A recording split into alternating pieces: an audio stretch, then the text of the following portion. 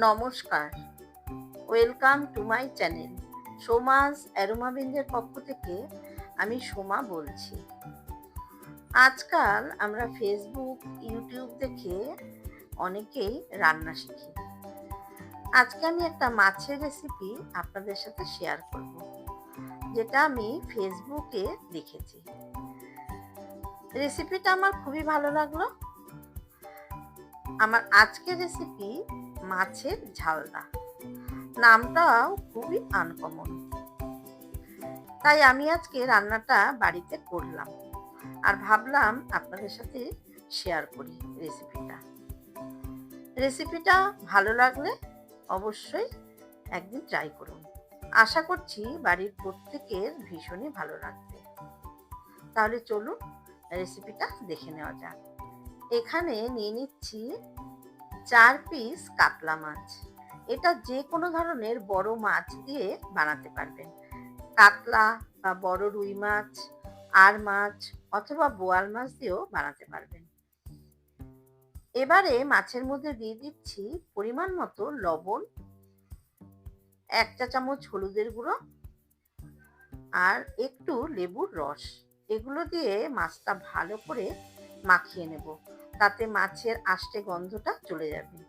আমি মাছ ভেজে রান্নাটা করব না, কাঁচাই রান্নাটা করব, তাই আমি লেবুর রস আর লবণ আর হলুদ দিয়ে মাছটা ভালো করে মাখিয়ে নিচ্ছি। লবণ, হলুদ, লেবুর রস ভালো মতো মাছের গায়ে মাখানো হয়ে গেছে। এবারে দিয়ে দিচ্ছি 2 চা চামচ সর্ষে বাটা,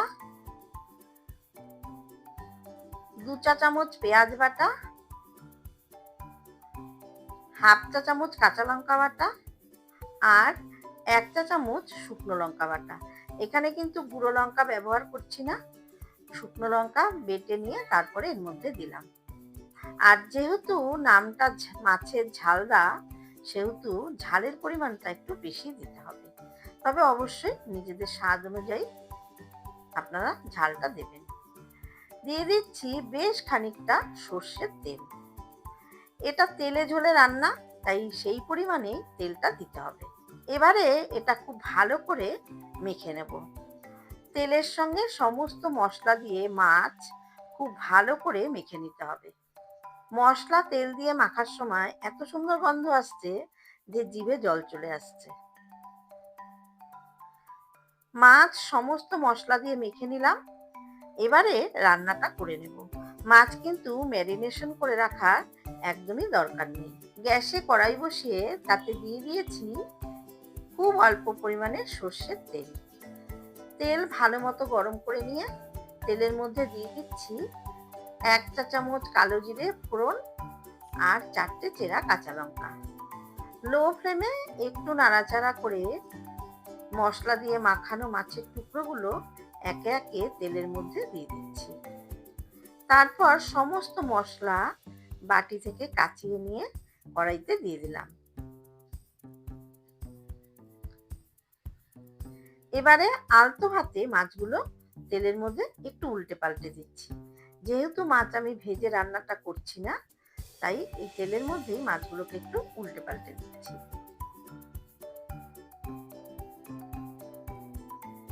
এই মাছে তো অনেকটা তেল, তাই এখানে দিয়ে দিচ্ছি একটা ছোট সাইজের ঝিরি করে কেটে নেওয়া পেঁয়াজ। সেদ্ধ হয়ে তেলে ভাজা হয়ে যাবে পেঁয়াজটা। এই কাঁচা পেঁয়াজ, কাঁচা সর্ষের তেল আর সর্ষে বাটা সব মিলেমিশে খুব সুন্দর একটা স্মেল আসছে। এবারে দিয়ে দিচ্ছি মশলার বাটি ধোয়া সামান্য একটু জল। জাস্ট মাছটা সেদ্ধ হবে সেই পরিমাণে জল দিতে হবে, খুব বেশি জল কিন্তু দেবেন না। আমি একবার মাছটা মাখার সময় লবণ দিয়েছিলাম, আমার মনে হলো আরেকটু লাগবে, তাই এখন সামান্য একটু লবণ দিয়ে দিলাম। এবারে লো ফ্লেমে 7 থেকে 8 মিনিটের জন্য ঢাকা দিয়ে মাছটা ভাপে ধীরে ধীরে রান্নাটা হতে দেব।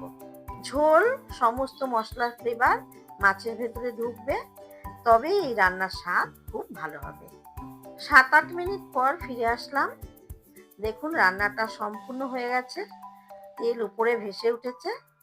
আর এই কাঁচা সর্ষের তেল, কাঁচা পেঁয়াজ, সর্ষে বাটা এর একটা দারুণ ঝাঁজ আসছে। রান্নার স্বাদ আরো বাড়িয়ে দেওয়ার জন্য দিয়ে দিচ্ছি বেশ খানিকটা ধনেপাতা কুচি, আর দিচ্ছি সামান্য একটু লেবুর রস। এবারে গ্যাসের ফ্লেম অফ করে ঢাকা দিয়ে 5 মিনিট স্ট্যান্ডিং টাইমে রেখে দেব। তৈরি হয়ে গেল মাছের ঝালদা। এবারে গরম গরম ভাতের সাথে পরিবেশন করে দেব। তাহলে দেখলেন কাতলা মাছের দারুণ একটা খুব সহজ অল্প সময়ে সুস্বাদু রান্না। মাছের এই রেসিপিটা অবশ্যই ট্রাই করুন। রেসিপিটা যদি ভালো লেগে থাকে তাহলে অবশ্যই লাইক করবেন, শেয়ার করবেন, আর যারা আমার চ্যানেলে নতুন বন্ধু তাদের কাছে অনুরোধ রাখবো প্লিজ চ্যানেলটাকে সাবস্ক্রাইব করে পাশে থাকা বেল আইকনটাতে ক্লিক করবেন, যাতে আমার সমস্ত নতুন ভিডিওর আপডেট সব থেকে আগে আপনাদের কাছে পৌঁছে যায়। রেসিপিটা সম্পূর্ণ দেখবেন। ফিরে আসবো আবারও কোনো নতুন রেসিপি নিয়ে। ধন্যবাদ।